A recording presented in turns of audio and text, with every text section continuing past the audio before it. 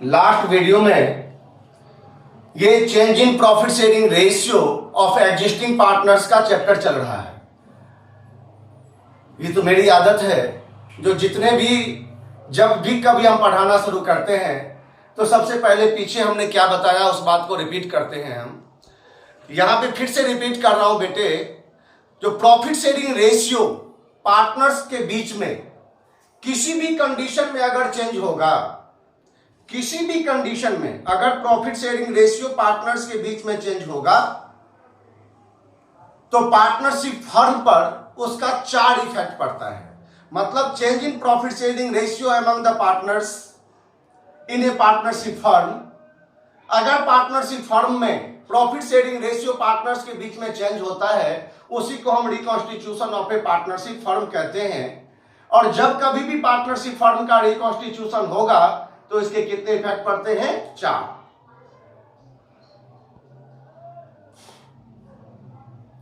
जिसमें सबसे first effect है जो किसी को प्रॉफिट होगा और किसी को लॉस होगा। आपको याद हो गया होगा, जो प्रॉफिट और लॉस अगर फाइंड करने के लिए कहा जाएगा तो उस कंडीशन में हम सैक्रिफाइस रेशियो का फॉर्मूला यूज करते हैं, जिसमें old ratio minus new ratio.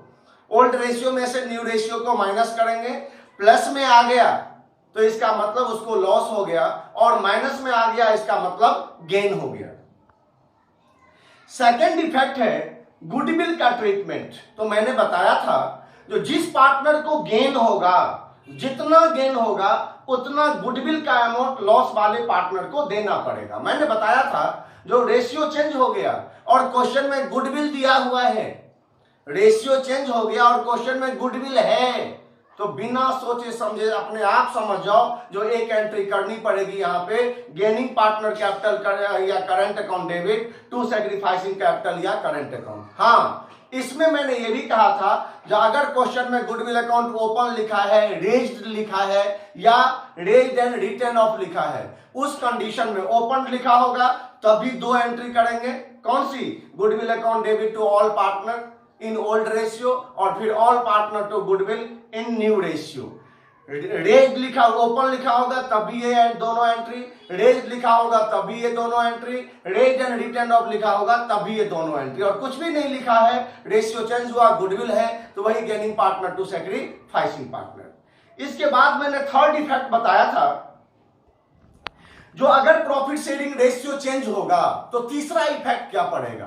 तो थर्ड इफेक्ट पड़ता है undistributed profit, loss and reserve.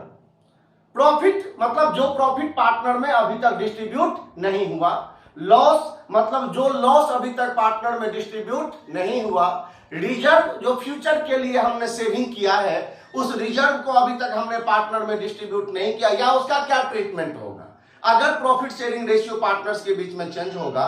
तो मैंने आपको बताया था लास्ट वीडियो में जो अनडिस्ट्रीब्यूटेड प्रॉफिट लॉस रिजर्व पे क्या इफेक्ट पड़ेगा। तो बेटे मैंने कहा था जो अगर क्वेश्चन में रेशियो चेंज हो गया और क्वेश्चन में कोई इंफॉर्मेशन नहीं है तो जो भी अनडिस्ट्रीब्यूटेड प्रॉफिट है या लॉस है उसको हम पार्टनर में क्या करेंगे? डिस्ट्रीब्यूट कर देंगे, चाहे प्रॉफिट हो, लॉस हो, रिजर्व हो। अगर कोई इंफॉर्मेशन नहीं, रेशियो चेंज हो गया और कोई इंफॉर्मेशन नहीं है तो हम पार्टनर्स के बीच में क्या करेंगे? डिस्ट्रीब्यूट कर देंगे।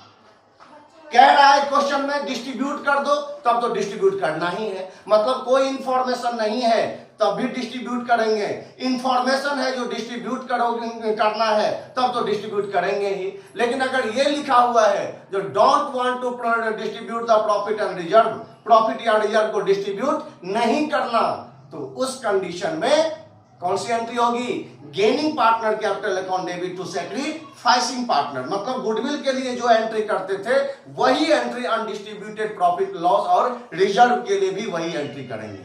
और मैंने आपको क्वेश्चन नंबर 10 और क्वेश्चन नंबर 11 तक लास्ट वीडियो में बताया था। अब क्वेश्चन नंबर 12 मैं बता रहा हूं फिर से। 12 में A, B and C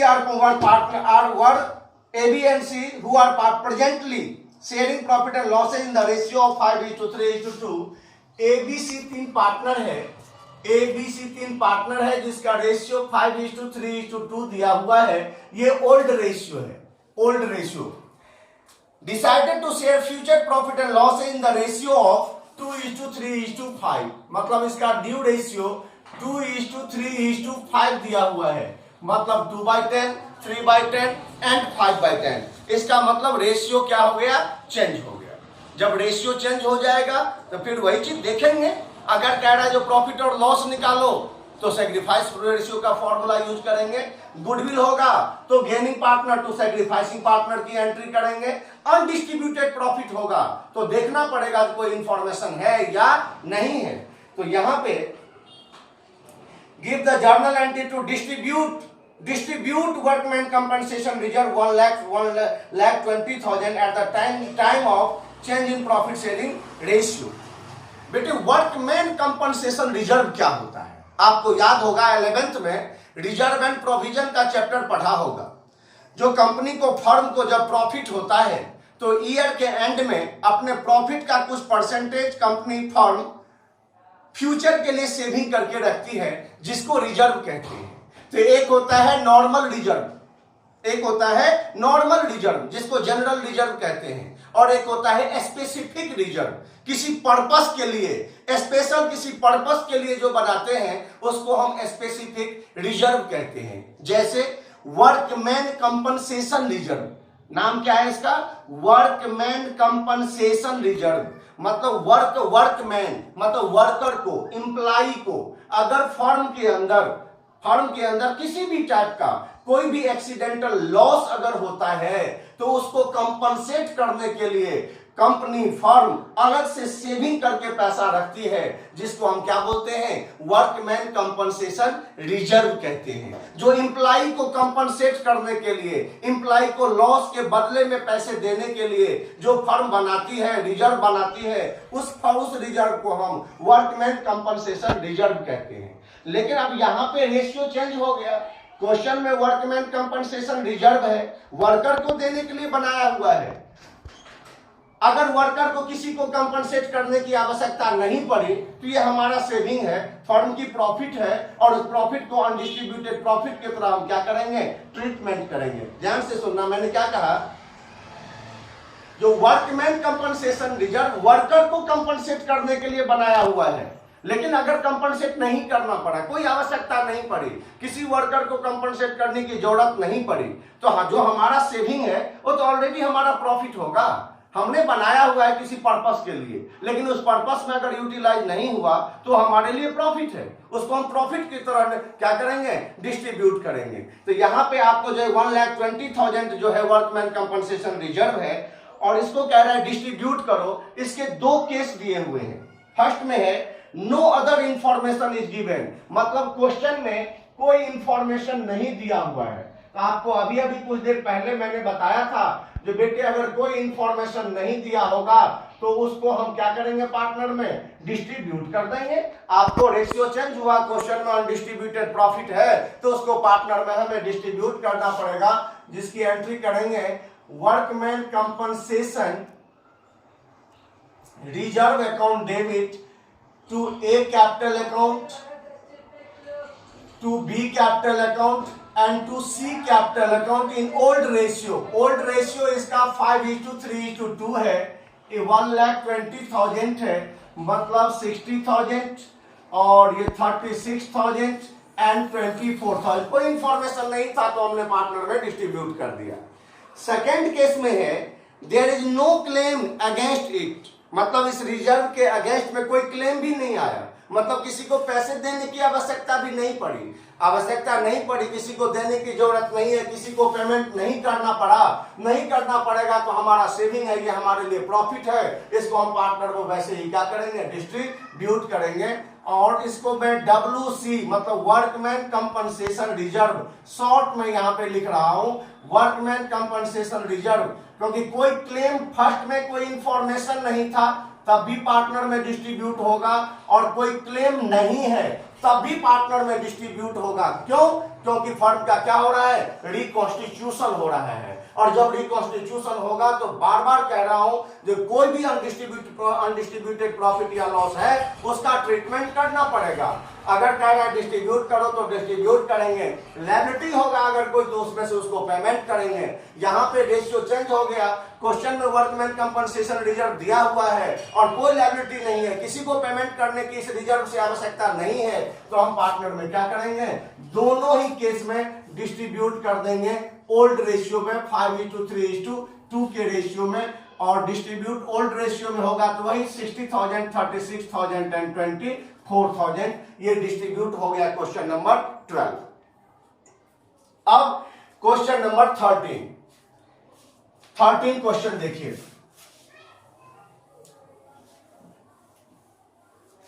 question number 13 में X, Y and Z who are presently sharing profit and losses in the ratio of 5:3:2। 13 question में X, Y, Z तीन पार्टनर है और इसका ओल्ड रेशियो दिया हुआ है 5:3:2, मतलब 5/10, 3/10 and 2/10। Decided to share future profit and losses in the ratio of 2:3:5। कह रहा है जिसका फ्यूचर रेशियो 2:3:5 है, मतलब 2/10, 3/10 and 5/10। Give the journal entry to distribute workman compensation reserve of rupees 1,20,000 at the time of change in profit sharing ratio। कह रहा है 1,20,000 profit sharing ratio change हुआ और इस डेट को वर्कमैन कंपनसेशन रिजर्व 1,20,000 है और इसको आप डिस्ट्रीब्यूट करो। लेकिन आगे इंफॉर्मेशन है when there is a claim 80,000 against it, मतलब 1,20,000 प्रॉफिट है, लेकिन क्वेश्चन में कह रहा है कि जिसका इसमें क्लेम भी है, मतलब 80,000 रुपीज हमें देना है, पेमेंट करना है। तो जिस पर्पस के लिए हमने रिजर्व बनाया उसमें से अगर हमें किसी को देना पड़ेगा तो 1,20,000 है, इसमें से 80,000 कह रहा है क्लेम है, मतलब पेमेंट करना पड़ेगा, देना पड़ेगा वर्कर को। तो बैलेंस कितना बच जाएगा, 40,000। और इस 40,000 को हम पार्टनर में क्या करेंगे, मतलब यहां पे सिर्फ 80,000 जो है वो पार्टनर को पेमेंट किया जाएगा, तो प्रॉफिट बच कितना जाएगा, 40,000। क्यों? क्योंकि 1,20,000 हमारा सेविंग था, वर्कमैन कंपनसेशन रिजर्व 1,20,000 है, कह रहा है 80,000 पेमेंट करना है, तो फिर प्रॉफिट बच कितना जाएगा, 40,000। इसलिए 40,000 को डिस्ट्रीब्यूट करेंगे और उसकी एंट्री क्या होगी, ये यहां पे देखिए, यहां पे लिखेंगे workman compensation reserve account debit 1,20,000 to claim on workman compensation. Claim on workman compensation, workman compensation reserve debit 1,20,000 to claim on workman compensation कितना, 80,000। इसमें से क्लेम 80,000 का है। अरे भाई, तुम किसी पर्पस के लिए पैसे रखोगे और उस पर्पस में तुम जब उसको यूज करोगे तो जो बैलेंस बचेगा वही ना पार्टनर में डिस्ट्रीब्यूट करोगे। 1,20,000 आपने रखा था, रिजर्व बनाया था वर्कर को कंपनसेट करने के लिए, लेकिन 80,000 का क्लेम आ गया, तो क्लेम कहां से दोगे, इसी रिजर्व में से देना पड़ेगा। तो फिर जो बैलेंस बचेगा वही ना पार्टनर में डिस्ट्रीब्यूट करेंगे हम। इसलिए 1,20,000 में से यहां पे एंट्री करेंगे, एंट्री पास करने के लिए कहेगा तो क्लेम ऑन वर्कमैन कंपनसेशन 80 और रिमेनिंग जो 40,000 बच गया उसको हम यहीं पे एक्स वाई जेड में क्या करेंगे, डिस्ट्रीब्यूट कर देंगे to X capital, to Y capital, to Z capital in old ratio. Distribution हमेशा किसी भी कंडीशन में रेशियो चेंज होगा और प्रॉफिट या लॉस या रिजर्व को डिस्ट्रीब्यूट करेंगे तो हमेशा ओल्ड रेशियो में ही डिस्ट्रीब्यूट होता है। और अब इस 40,000 को जब 5:3:2 में डिस्ट्रीब्यूट करेंगे हम तो इसका आ जाएगा आपका 20,000, 12,000 एंड 8,000 5:3:2 में। आप ऐसे भी कर सकते हैं जो वर्कमैन कंपनी, ऐसे भी कर सकते हैं जो workman compensation reserve account debit to claim on workman compensation 80,000 और उसके बाद अलग से आप डिस्ट्रीब्यूशन की भी एंट्री कर सकते हैं, तो भी कोई प्रॉब्लम नहीं है। मतलब first entry workman compensation reserve to claim on workman compensation 80,000 और रिमेनिंग जो 40,000 बच गया उसको आप अलग से भी डिस्ट्रीब्यूट करके एंट्री कर सकते हैं। आप चाहें तो आप कंबाइंड एंट्री कर दो या सेपरेट एंट्री कर दो, उससे कोई प्रॉब्लम नहीं है, जैसे मैंने यहाँ पे बताया है आपको। और ये डिस्ट्रीब्यूट हो जाएगा फिर वैसे ही 20,000, 12,000 और 8,000। ये हो गया क्वेश्चन नंबर 13। अब बेटे इसके बाद आगे के क्वेश्चंस करने से पहले कुछ चीजें हमें और बतानी पड़ेगी। क्या बतानी पड़ेगी? तो आपको मैंने बताया था जो बेटे जब भी रिकॉन्स्टिट्यूशन होगा कितने इफेक्ट पड़ेंगे? 4। पहला, किसी को प्रॉफिट होगा या किसी को लॉस होगा। दूसरा, गुडविल का ट्रीटमेंट। तीसरा, अनडिस्ट्रीब्यूटेड प्रॉफिट लॉस और रिजर्व का ट्रीटमेंट। और फोर्थ इफेक्ट होता है क्या? जो बेटे जब भी रिकॉन्स्टिट्यूशन होगा तो फर्म के पास जितने भी एसेट्स हैं या जितने भी लायबिलिटीज हैं उन सभी एसेट्स और लायबिलिटीज का रीवैल्यू किया जाता है। मतलब फोर्थ इफेक्ट है ये, जो फर्म के पास जितने भी एसेट्स या लायबिलिटीज होंगे उन सभी एसेट्स और लायबिलिटीज का रीवैल्यू किया जाएगा। मतलब फिर से उसका वैल्यूएशन किया जाता है। कब? जब रिकॉन्स्टिट्यूशन होता है तब। अब जब रिवैल्यूएशन किया जाएगा तो 100% किसी एसेट्स का वैल्यू बढ़ भी जाएगा, एसेट्स या लायबिलिटीज का वैल्यू इंक्रीज भी होगा और डिक्रीज भी होगा।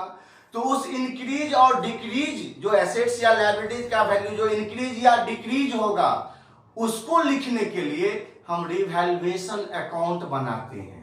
ये फोर्थ इफेक्ट है, जो जब रिकॉन्स्टिट्यूशन होगा तो फर्म के पास जितने भी एसेट्स या लायबिलिटीज हैं उन सभी एसेट्स या लायबिलिटीज का रिवैल्यूएशन किया जाता है। और जब रिवैल्यूएशन करेंगे तो हो सकता है किसी एसेट्स या लायबिलिटीज का वैल्यू इंक्रीज भी हो सकता है और डिक्रीज भी हो सकता है। तो इंक्रीज और डिक्रीज होगा तो इंक्रीज और डिक्रीज वैल्यू को लिखने के लिए क्या बनाते हैं?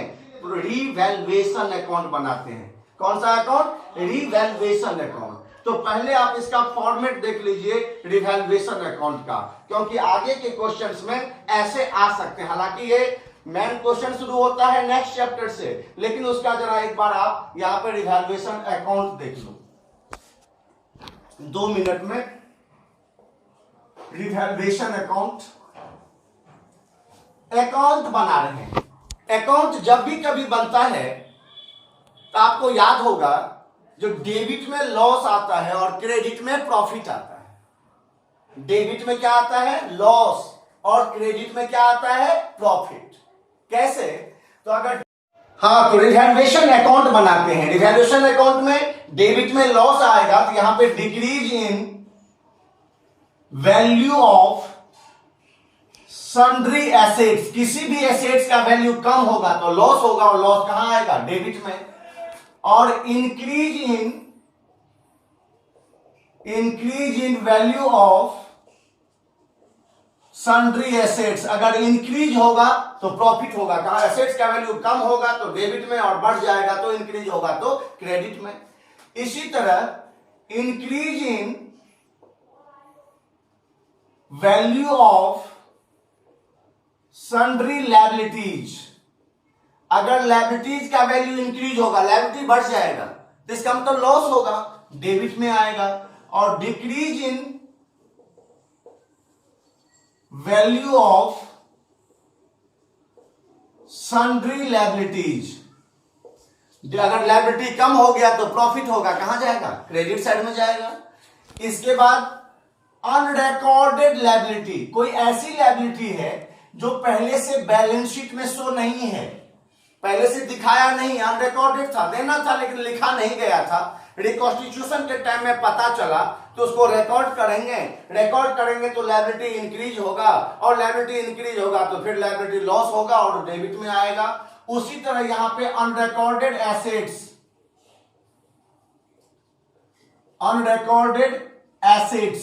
अगर है, कोई एसेट्स है जो अनरिकॉर्डेड था, अब रिकॉर्ड करेंगे तो एसेट्स इंक्रीज होगा, और एसेट्स इंक्रीज होगा तो प्रॉफिट होगा, तो प्रॉफिट को क्रेडिट, रिवैल्यूएशन अकाउंट में यही आता है। इसके बाद अगर क्रेडिट साइड का टोटल एक्सेस है तो डेबिट में लेके आएंगे और इसमें से इन टर्म को माइनस करेंगे तो ये प्रॉफिट आ जाएगा।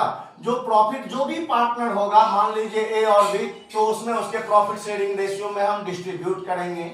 नहीं, अगर डेबिट साइड का टोटल ज्यादा है तो इस अमाउंट को क्रेडिट में लेके जाएंगे, इसमें से इसको माइनस करेंगे तो ये लॉस आएगा और इसको हम पार्टनर में ओल्ड रेशियो में क्या करेंगे, डिस्ट्रीब्यूट कर देंगे।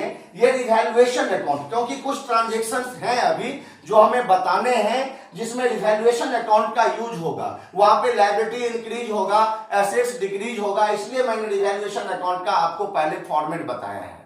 अब जरा देखना इधर आगे के क्वेश्चंस में रिवैल्यूएशन अकाउंट नहीं बनता है अभी 5-7 क्वेश्चन तक, उसमें जर्नल एंट्री है। तो उसकी जर्नल एंट्री कैसे बनाओगे, तो मैं पूरी जर्नल एंट्री नहीं बता रहा अभी, आपको हल्का सा ध्यान तो रखना पड़ेगा, या तो पूरे देख लो या नहीं तो ध्यान तो रखना ही पड़ेगा। कैसे, मान लो एसेट्स का वैल्यू बढ़ गया तो कहां जाएगा, क्रेडिट में। और आपको याद होगा जो अगर क्रेडिट में जो ये लेजर है जो क्रेडिट में आता है, अगर इसका लेजर से जर्नल बनाएंगे तो कैसे बनाएंगे, तो जो क्रेडिट में है उसको कहां लिखेंगे, डेबिट में। जो क्रेडिट में आता है उसको कहां लिखेंगे, डेबिट में। तो क्रेडिट में क्या आ जाएगा, रिवैल्यूएशन, मतलब एसेट्स का वैल्यू बढ़ जाएगा तो एंट्री क्या होगी, assets account debit to revaluation. Assets का वैल्यू घट जाएगा, ये डेबिट में है, जर्नल में कहां चला जाएगा, क्रेडिट में, तो एंट्री क्या होगी, revaluation account debit to assets. इसी तरह लायबिलिटीज इंक्रीज होगा तो डेबिट में आएगा। तो इस तरीके से एक्चुअली समझ में थोड़ा सा ज्यादा आता है, इसलिए मैंने ऐसे बता रहा हूं। तरीका तो मेथड तो और भी है, लेकिन इस तरीके से क्या होगा, क्योंकि इसमें रिवैल्यूएशन अकाउंट का फॉर्मेट आपको याद करने में कोई प्रॉब्लम नहीं होगी। क्यों, क्योंकि हमने बताया जो प्रॉफिट को क्रेडिट में, लॉस को डेबिट में, और जो क्रेडिट में जाएगा वो जर्नल में कहां चला जाएगा, डेबिट में, और जो डेबिट में आता है वो जर्नल में कहां चला जाएगा, क्रेडिट में। अब ऐसे मैंने बताया लायबिलिटीज है, लायबिलिटीज इंक्रीज हो गया, हमें पता है लायबिलिटी इंक्रीज होगा तो कहां जाएगा, डेबिट में आएगा, और जो डेबिट में जैसे ही आया तो जर्नल में कहां चला जाएगा, क्रेडिट में। तो एंट्री क्या होगी, revaluation to liability. Liability decrease होगा तो क्रेडिट में जाएगा, तो जर्नल में कहां जाएगा, डेबिट में। फिर क्या होगा, लायबिलिटी डेबिट में जाएगा तो liabilities account debit to revaluation. Unrecorded liability है तो revaluation to unrecorded liability. Unrecorded assets है तो ये डेबिट में जाएगा तो unrecorded assets to revaluation. Profit हो गया तो revaluation to A to B. Loss हो गया तो डेबिट में चला जाएगा ए बी टू रिवैल्यूएशन। थोड़ा सा ध्यान रखना बेटे इन चीजों का, क्योंकि ये जरूरी है आगे के क्वेश्चंस में। अब मैं इसको रफ करके अब आपको क्वेश्चन नंबर 14 बता रहा हूं। क्वेश्चन नंबर 14 में X, Y and Z who are sharing profits in the ratio of 5:3:2।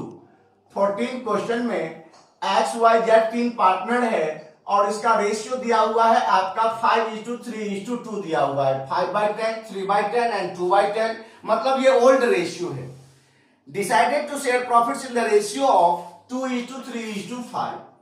इसका न्यू रेशियो 2:3:5 दिया हुआ है। रेशियो चेंज हो गया, बार बार आपको याद दिलाता हूं बेटे, रेशियो चेंज हो गया। आपको प्रॉफिट लॉस निकालना है तो सैक्रिफाइस रेशियो का फॉर्मूला यूज करेंगे।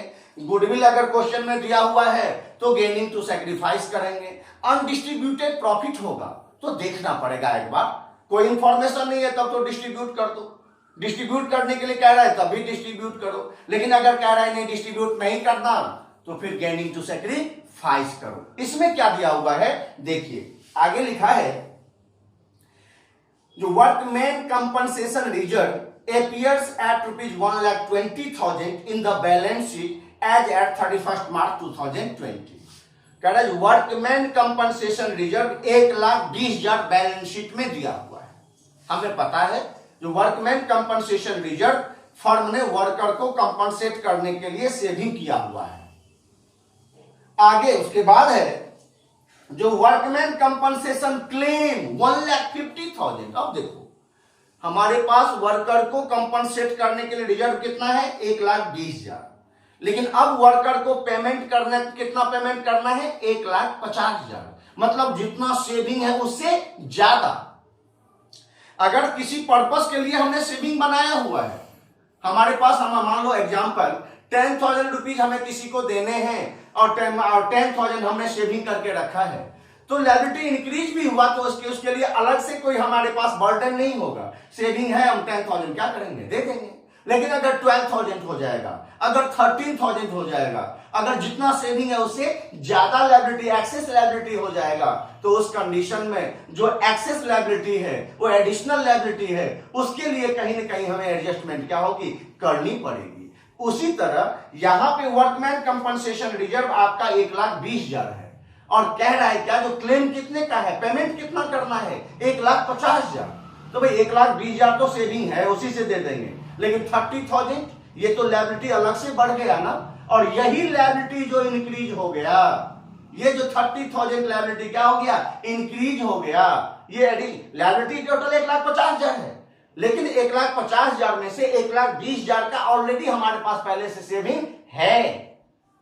1,50,000 में से 1,20,000 हमने सेविंग कर रखा है, तो उसके लिए कोई प्रॉब्लम नहीं है, क्योंकि वो स्पेशल है, उसके लिए सेविंग है हमारे पास। लेकिन 30,000 जो एडिशनल लायबिलिटी इंक्रीज हो गया, इसकी पोस्टिंग, तो यही बेटे लायबिलिटी इंक्रीज जितना हो गया, जितना रिजर्व है उतना तक अगर लायबिलिटी इंक्रीज हुआ तो उसको रिवैल्यूएशन अकाउंट में शो करने की आवश्यकता नहीं पड़ती है, क्योंकि उसके लिए ऑलरेडी हमने सेविंग कर रखा है। लेकिन जितना सेविंग कर रखा है, अगर उसे एक्सेस लायबिलिटी इंक्रीज हो गया तो उसको हमें रिवैल्यूएशन अकाउंट में क्या करना पड़ेगा, ट्रांसफर करना होगा। कैसे, तो जरा देखिए इधर, यहां पे जर्नल एंट्री बनाना है, workman compensation reserve account debit to claim on workman compensation. हमारे पास रिजर्व 1,20,000 है, इससे 1,20,000 का क्लेम हो जाएगा, क्लेम एडजस्ट कर दिया 1,20,000। जो 30,000 एडिशनल लायबिलिटी इंक्रीज हुआ है, तो लायबिलिटी इंक्रीज हुआ तो क्या हो गया, लॉस हो गया। बात फिर से बता रहा हूं बेटा, जितने के लिए हमने सेविंग कर रखा है उतना लायबिलिटी अगर इंक्रीज हुआ तो उसको रिवैल्यूएशन में हमें शो नहीं करना होता, उसको रिवैल्यूएशन अकाउंट में हम शो नहीं करते। लेकिन जो एडिशनल लायबिलिटी, एडिशनल लॉस हो गया कोई, तो फिर उसको रिवैल्यूएशन अकाउंट में हमें शो करना पड़ेगा। तो जो 30,000 जो एडिशनल लायबिलिटी इंक्रीज हुआ है, लायबिलिटी इंक्रीज हो गया तो ये लॉस हो गया, और लॉस अभी फॉर्मेट बताया था रिवैल्यूएशन में कहां आएगा, डेबिट में, तो जर्नल में कहां चला जाएगा, क्रेडिट में। और इसीलिए इसकी एंट्री हमें करनी पड़ेगी revaluation account debit to claim on workman compensation, claim on workman compensation 30,000। ये एडिशनल लायबिलिटी जो इंक्रीज हुआ, इसको रिवैल्यूएशन अकाउंट में हमें क्या करना पड़ेगा, ट्रांसफर करना पड़ेगा। अब जब ट्रांसफर कर दिया तो, क्योंकि रिवैल्यूएशन अकाउंट में तो प्रॉफिट भी होता है और लॉस भी होता है, तो क्या होगा बेटे, तो जरा देखो आप, रिवैल्यूएशन अकाउंट हम बनाते, यहां पे क्लेम ऑन वर्कमैन कंपनसेशन 30 आ गया, तो डेबिट ज्यादा हो गया, तो इसको क्रेडिट में ले जाएंगे हम, तो इधर क्या आ जाएगा, लॉस। लॉस को इसका मतलब पार्टनर में हमें क्या करना पड़ेगा, डिस्ट्रीब्यूट करना पड़ेगा। कैसे, तो लॉस क्रेडिट में डिस्ट्रीब्यूट होगा तो जर्नल में कहां चला जाएगा, डेबिट में। इसलिए इसकी एंट्री करनी पड़ेगी X capital account debit, Y capital account debit, Z capital account debit to revaluation account. याद रखिएगा, ओल्ड रेशियो में कभी भी अनडिस्ट्रीब्यूटेड प्रॉफिट या लॉस हो, रिवैल्यूएशन प्रॉफिट या लॉस हो, ये हमेशा ओल्ड रेशियो में डिस्ट्रीब्यूट होता है। और ये 30,000 रुपीज जो है, इसको हम ओल्ड रेशियो में डिस्ट्रीब्यूट करेंगे, ये 15,000, 9,000 एंड 6,000। एक चीज और बेटे, हमने ये एंट्री किया है, अगर अकाउंट को भूल जाओ, हमने अकाउंट के थ्रू बताया है आपको, अगर एक सेकंड के लिए अकाउंट छोड़ दो आप, लायबिलिटी इंक्रीज हुआ, किस साइड लिखते हैं, लायबिलिटी किस साइड आता है, क्रेडिट साइड में। इंक्रीज हो गया तब भी कहां जाएगा, क्रेडिट साइड में। तो क्लेम ऑन वर्कमैन कंपनसेशन कहां आया है, क्रेडिट में।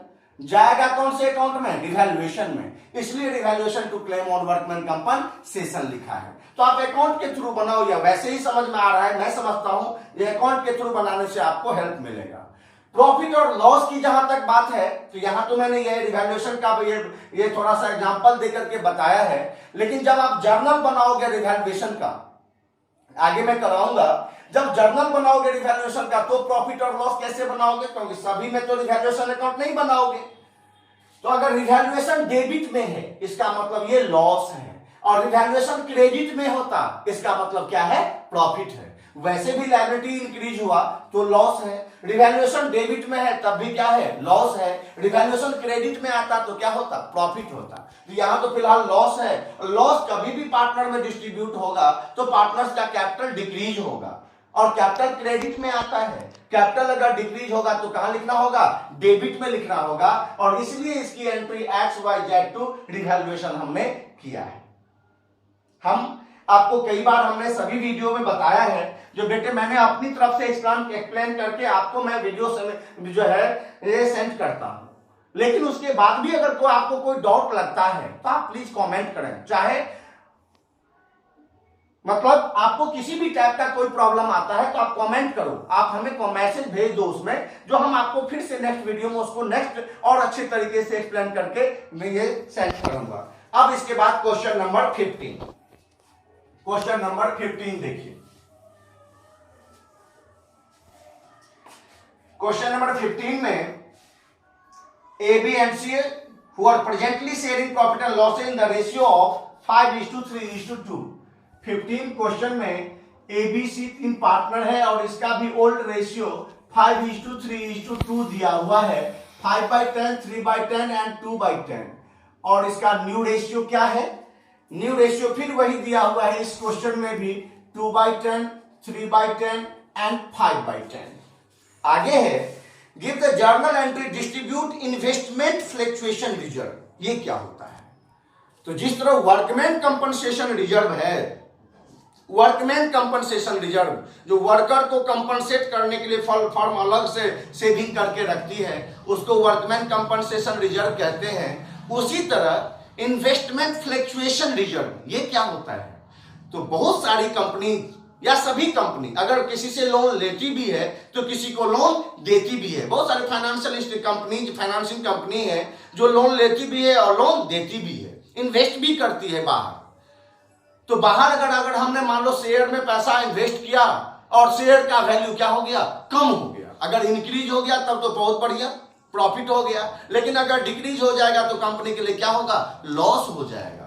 तो उस इन्वेस्टमेंट का वैल्यू फ्लक्चुएशन मतलब अगर डिक्रीज हो गया तो डिक्रीज में लॉस हो जाएगा, तो उस लॉस को कंपनसेट करने के लिए फर्म अलग से सेविंग करके पैसा रखती है। मतलब जो इन्वेस्ट किया है अगर इन्वेस्टमेंट का वैल्यू कम हो जाएगा, बढ़ गया तब तो प्रॉफिट है, फिर कोई प्रॉब्लम नहीं, लेकिन अगर कम हो गया तो लॉस हो जाएगा। फर्म के इकोनॉमिकल पोजीशन पे, इकोनॉमिक पे उसका इफेक्ट पड़ेगा, इकोनॉमिकल पोजीशन पे, तो उस इन्वेस्टमेंट का वैल्यू कम हो जाएगा।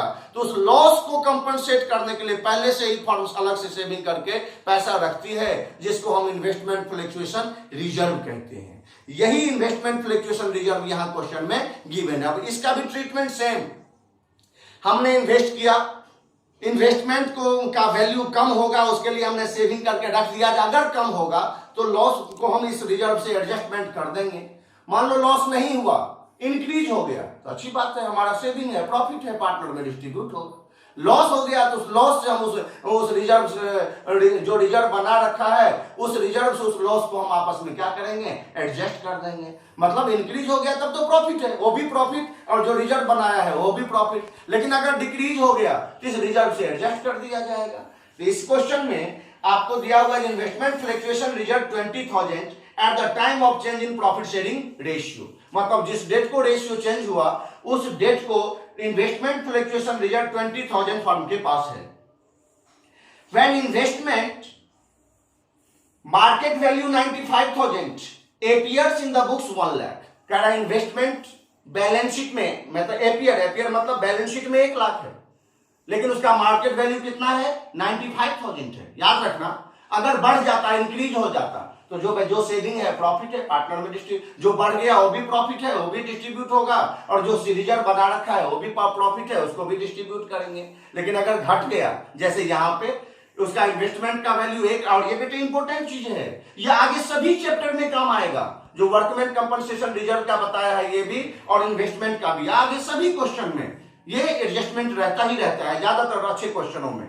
तो इन्वेस्टमेंट का वैल्यू 1 लाख है और इन्वेस्टमेंट का मतलब बैलेंस शीट में 1 लाख है और इसका मार्केट वैल्यू 95,000 है। इसका मतलब क्या हुआ, इसका मतलब है जो 5,000 वैल्यू क्या हो गया, कम हो गया, डिक्रीज हो गया। डिक्रीज हुआ एसेट्स है इन्वेस्टमेंट, डिक्रीज हुआ, रिवैल्यूएशन अकाउंट में जाता है, क्योंकि मैंने बताया है जो किसी भी एसेट्स या लायबिलिटीज का वैल्यू इंक्रीज या डिक्रीज होगा तो कहां जाएगा, रिवैल्यूएशन में। लेकिन जिस लॉस के लिए हमारे पास पहले से सेविंग है, उस लॉस को रिवैल्यूएशन में दिखाने की आवश्यकता नहीं है। जहां इन्वेस्टमेंट का वैल्यू कम हो गया लेकिन हमारे पास सेविंग है उसके लिए, इसलिए इस लॉस को रिवैल्यूएशन में शो नहीं करेंगे। मतलब हमारे पास रिजर्व इन्वेस्टमेंट फ्लक्चुएशन रिजर्व 20,000 है और इन्वेस्टमेंट का वैल्यू 5,000 कम हो गया, तो ये लॉस जो है वो इन्वेस्टमेंट फ्लक्चुएशन से ही एडजस्ट होगा, इसको रिवैल्यूएशन में शो हम नहीं करेंगे। और फिर इसकी एंट्री क्या होगी, इसकी एंट्री होगी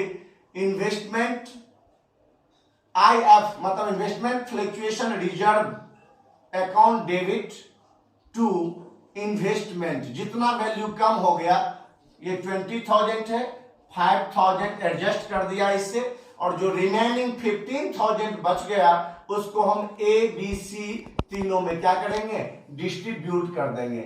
A capital, B capital, C capital, किस रेशियो में, ओल्ड रेशियो में, 5:3:2। 20 में से 5 तो एडजस्ट हो गया, 15,000 बच गया, जिसको 5:3:2 में 7,500, 4,500 एंड 3,000 हो गया।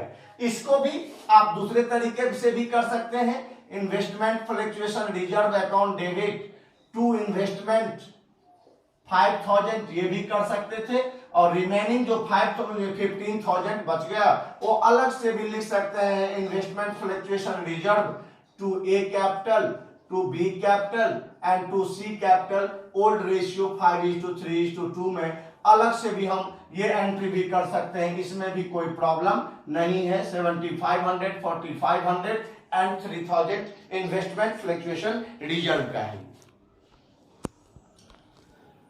अब इसके बाद क्वेश्चन नंबर